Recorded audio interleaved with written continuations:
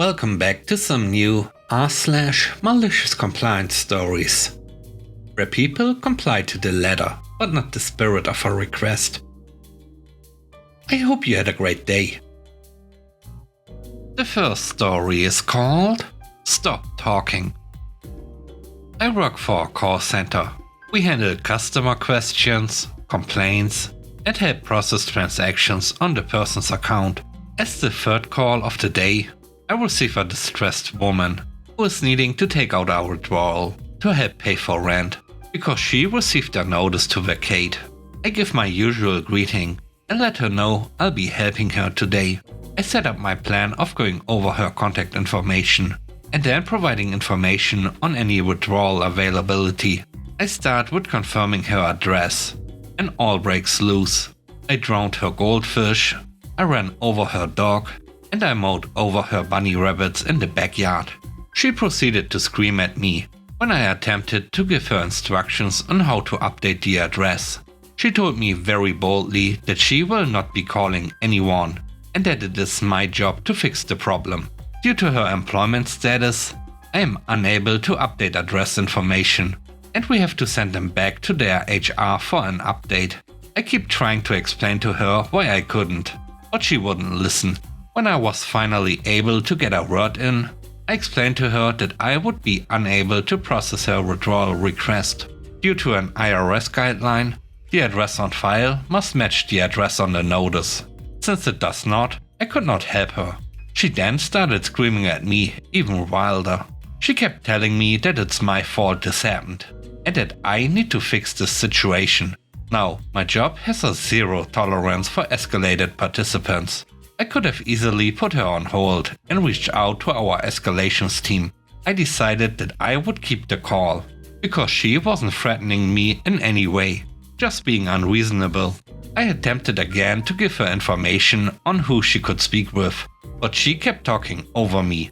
I finally hear her blurt out, "Stop talking. You talk too much and you are not answering my questions." Cue the malicious compliance. I went silent. She started talking and asked questions. I didn't say a peep. I should have put her on hold, but I decided to see what else she had to say while I was doing what she asked. After a few minutes, I honestly thought she was going to hang up, and I finally chimed in. "Oh, did you want me to speak now? Because earlier, you didn't want to hear what information I was trying to give you. Are you ready for it now?" She was still screaming at me. I attempted one more time to get her the information she was wanting, but she wouldn't stop talking over me. I even paused quite a few times, so she could just say whatever other nonsense she had to say. Eventually, she hung up out of frustration. I reiterated a few times that I want to help her, but I will not fight for the right to speak over her.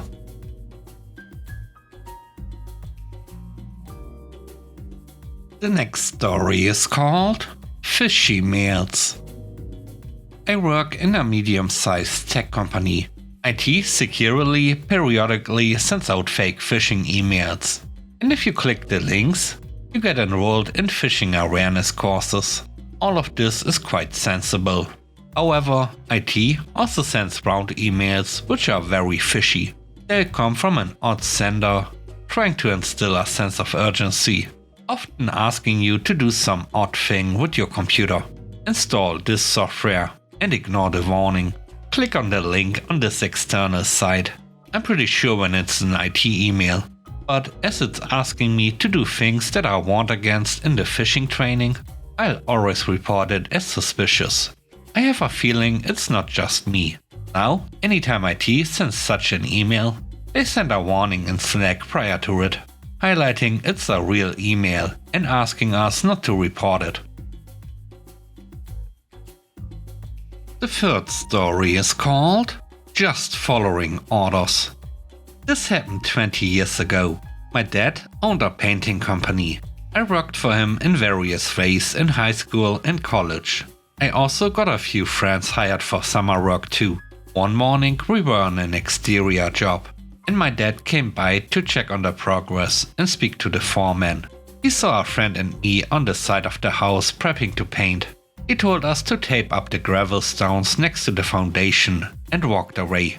I knew he meant for us to just cover the stones to protect them when we paint, but told my friend we were going to wrap individual pieces of gravel in masking tape until my dad comes back.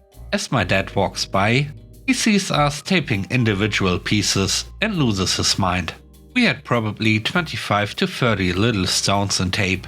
He's saying he wanted us to put a few strips of tape and paper over the gravel and is visibly frustrated by us. And we are laughing. He got so mad he left and called my mom, because I got a call from my mom a moment later, and she was laughing hard and asking me what I did to make Dad so mad. I shared with her that we were taping individual stones, and she really got a kick out of it. The foreman had worked for my dad for nearly 20 years at this point, and had known me since I was a kid, and knew that I did things to mess with Bobs all the time.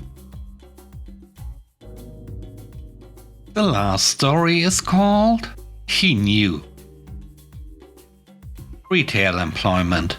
A great place to be when biding your time ahead of starting university as a mature student, especially when a manager is a posterior onto the shop floor at 8:50. Manager tells me I am late. I check the time. It is 8:50 by my watch and the clock on the shop floor. I say so. He tells me that we go by his watch, and I am 10 minutes late. His watch is over 10 minutes ahead. Sorry, sir. I'm already thinking ahead of the end of my shift. It was a long day. I'm due to finish at 8 PM. At 7:50, I'm on the only live till, and I take it out of service and start cashing up. There were no customers at the time. Manager sees me and queries why. Time to close the store. Shut tills and cash up. Check your watch. He almost explodes before he realizes that I have zero interest or need to maintain employment with his store. As I am due to start university next week, I turned up the next day, sought him out before starting work, and did a time check to see what times I was going to adhere to that day. Needless to say, he used the store time rather than his wrist. He knew.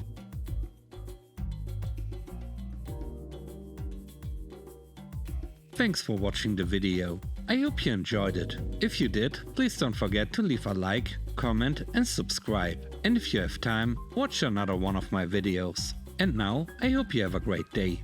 See you soon. Bye bye.